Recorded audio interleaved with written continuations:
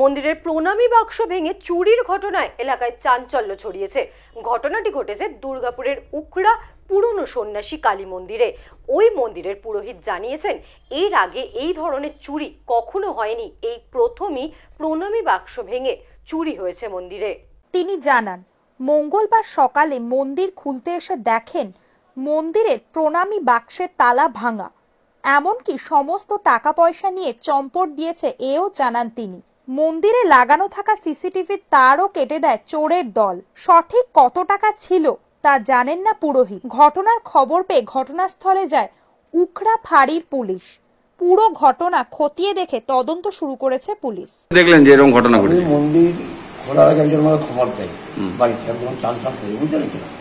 তারপর দেখি যে 6:45টার সময় আমার বক্সটা ভালো, প্রণামী বাক্সটা। প্রণামী বাক্সে কত ছিল কি ছিল না পয়সা, মানে আনুমানিক কত যেতে পারে মনে হয় বুঝতে পারবো না। এরকম ঘটনা মানে বয়স হলো আজকে কালকে রাতে পুলিশকে জানিয়েছেন? পুলিশ